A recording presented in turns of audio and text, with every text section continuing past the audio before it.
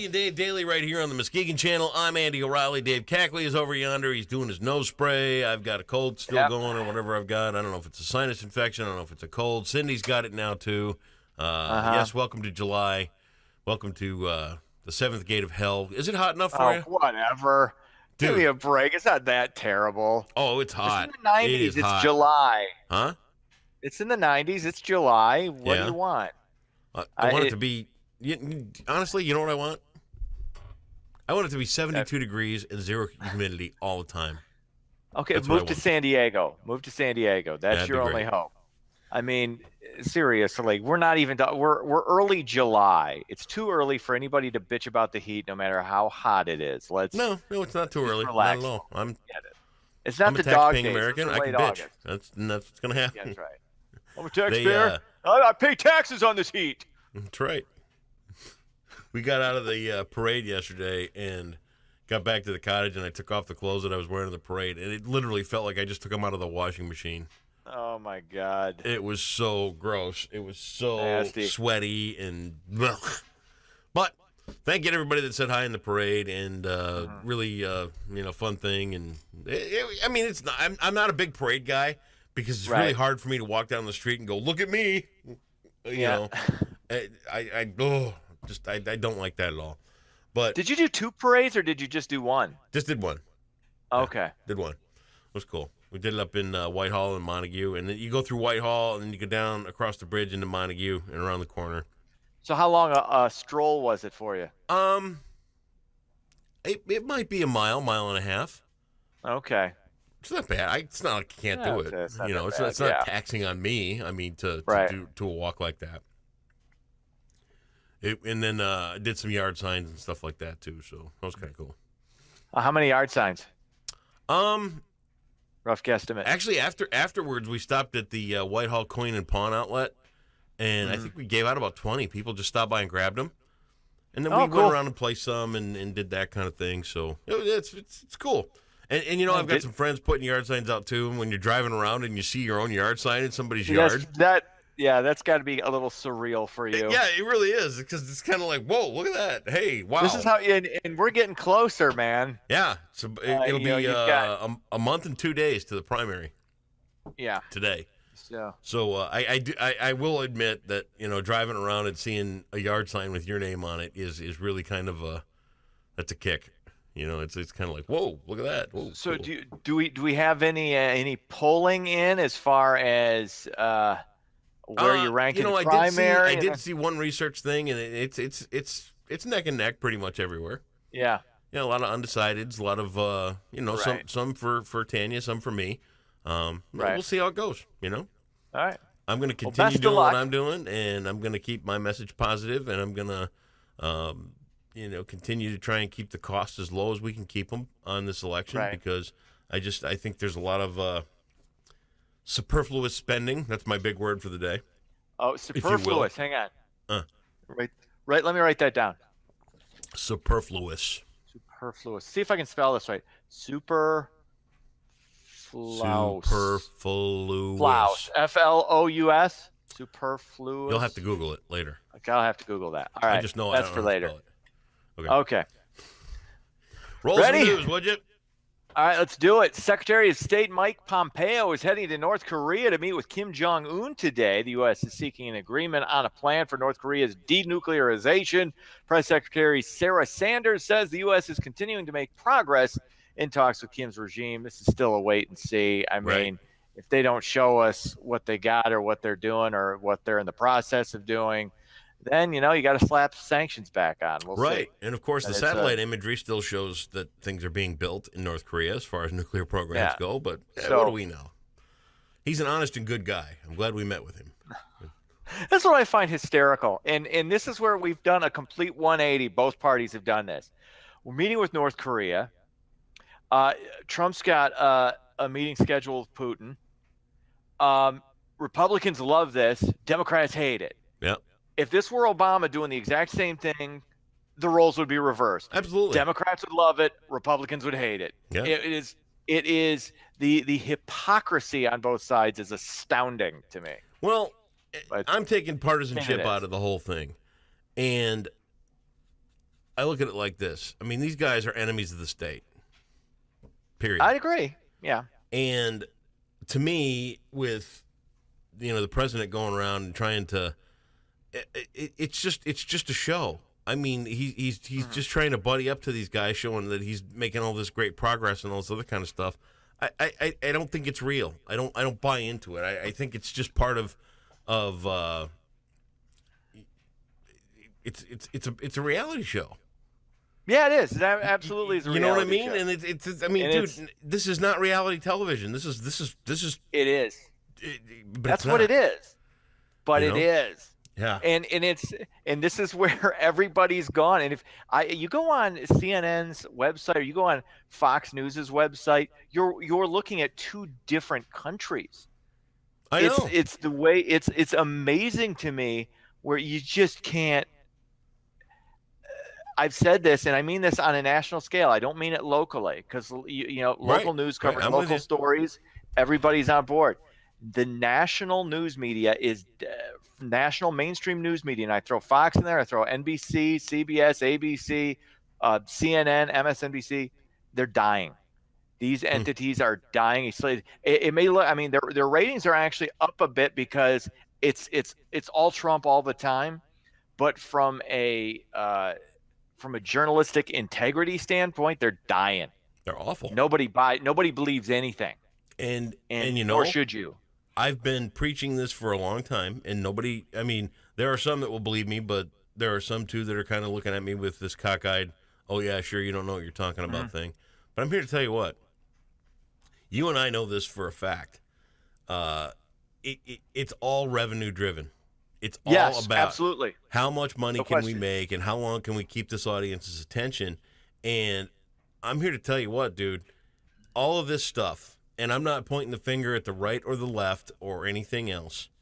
I'm here to tell you what, both sides are equally guilty of this. But the news of CNN and Fox and all this other kind of stuff is so heavily branded. I'm not going to call it propaganda, because I don't believe that. It's borderline. But it is so it's heavily close. branded to the right or to the left, and researched and thought through, and the way everything is phrased and pushed and talked about and everything like that. It is all designed to keep you glued, to keep you reacting, and to keep you paying attention to what they're doing. Right. And it's all driven by Wall Street to generate revenue. And that's all there is to it.